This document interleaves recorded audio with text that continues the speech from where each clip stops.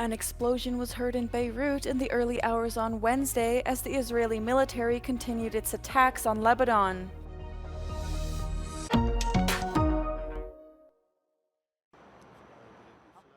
Israel has barred the UN Secretary-General Antonio Guterres from entering the country, declaring him a persona non grata.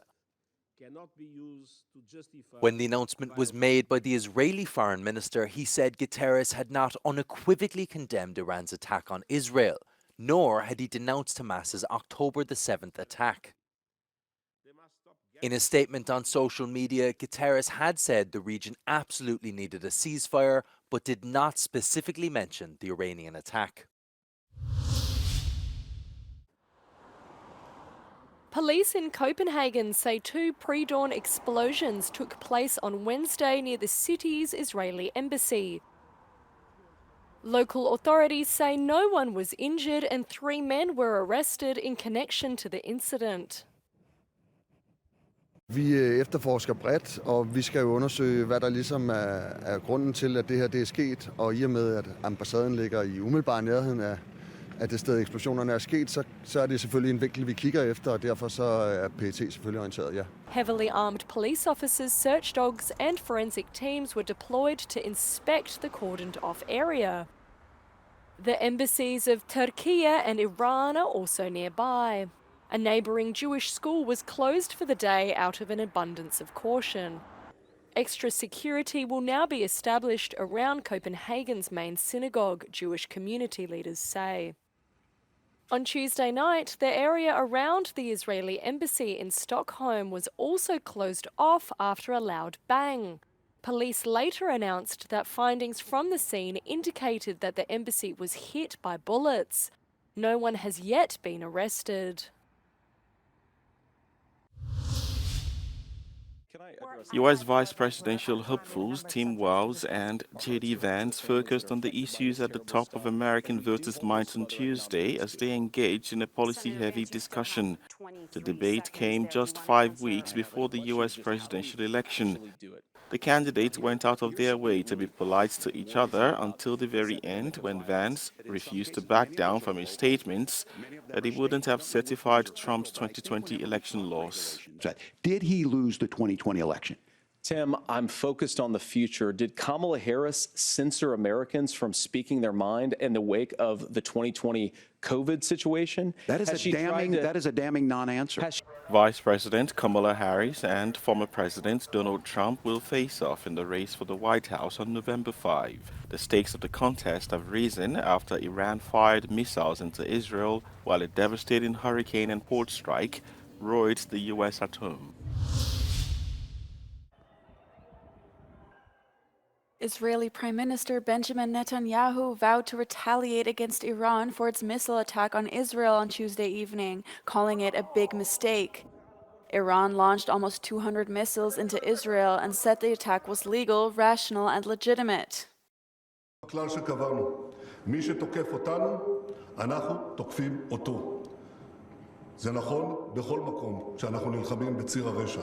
זה נכון ליהודה ושומרון, זה נכון לעזה, ללבנון, לתימן, לסוריה, וזה נכון גם לאיראן.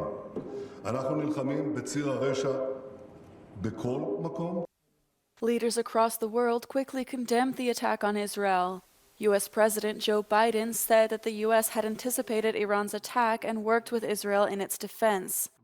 It's also a testament to intensive planning between the United States and Israel to anticipate and defend against the brazen attack we expected. Make no mistake, the United States is fully supportive of Israel. The UK's Prime Minister Keir Starmer joined Biden in his condemnation, as well as EU top diplomat Joseph Borrell, who had earlier urged Israel to show restraint in its attacks on Lebanon.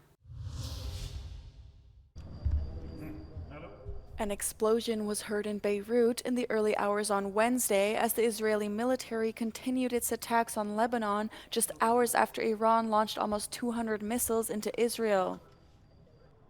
Earlier, residents in some areas of the southern suburbs of the Lebanese capital were warned to evacuate their homes.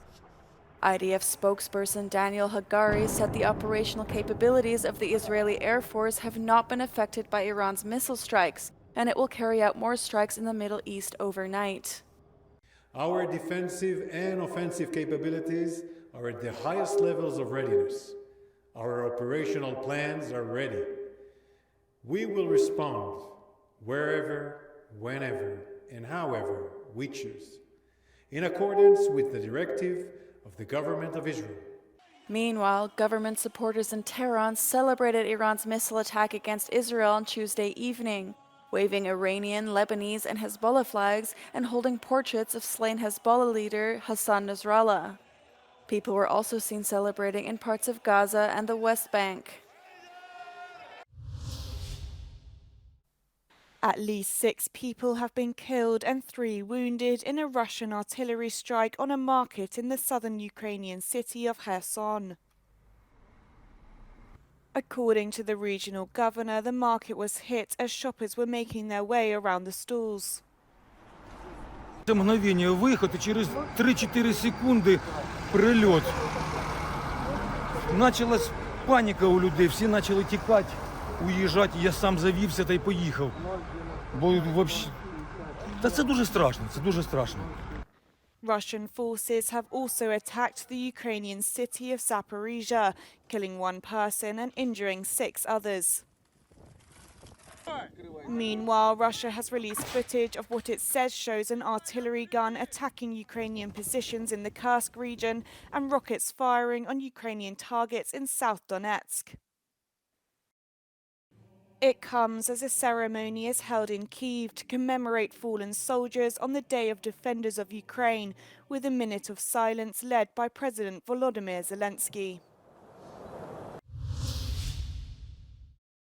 Former Dutch Prime Minister Mark Rutte has officially taken over as Secretary General of NATO. It comes at a time of great global upheaval and a crushing war on the continent. Rutte paid tribute to Norwegian Jens Stoltenberg, who served in the role for a record 10 years.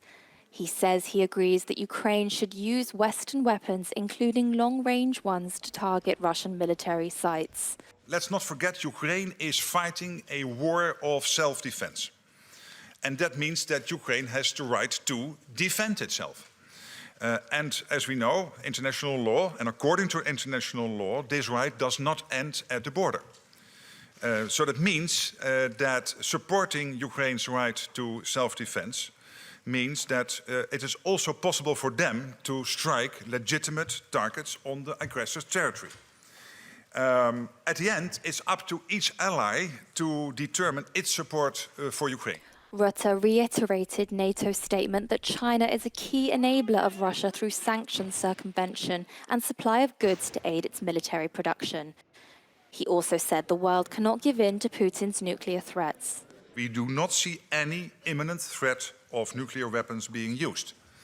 And that's what I want to say about this at this moment.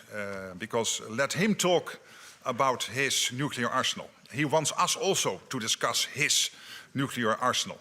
And I think we shouldn't. We should just acknowledge the fact that clearly there is no imminent threat of nuclear weapons being used. And that is important.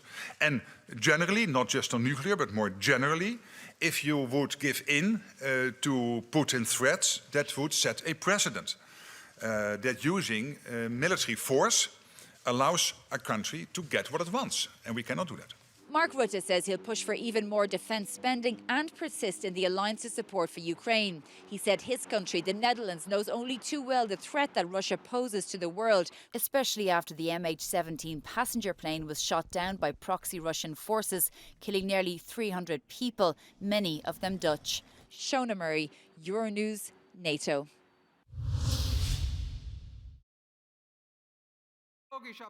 The victory of Austria's far-right Freedom Party, FPÖ, at the Sunday's elections marks another win for Euroscepticism in Europe. It's the first time since the Second World War the far-right has finished first in an election. Despite narrowly winning the election, the FPÖ faces challenges forming a coalition, with the other major parties refusing to work with its controversial leader, Herbert Kickl. What they're very vocal about is anti-migration. So this is was very strong in the past decades and again in the campaign. And one can speculate, one still has to really look at these results and also look at polls, opinion polls, why people voted the way they voted. But what we hear is that this migration course, pushing very strongly anti-migration discourse, that we also see in other European countries, that seems to have worked well. The far right has recently scored several wins across Europe. However, Hungary is still the only member state with a single far right party that has a majority in power. Other far right parties are in coalition governments, such as in Italy, the Netherlands, Finland, Czechia, and Croatia. In both France and Germany, far right parties might not be in power yet, but have made historic wins. For Europe at large, we see that there is, of course, a shift to the right, and we have to ask ourselves the question, why? And what to do about it. I think what is also very important is that it's very clear you cannot no longer ignore this and go back to business as usual. It is still not clear if the FPÖ will be able to form a coalition government in Austria. However, if they do lead a coalition, they will join other far-right voices in Europe who want to tighten migration policy as well as minimize aid to Ukraine. The FPÖ joins Hungary's Viktor Orban in calling for some powers to be returned to Austria from the European Union.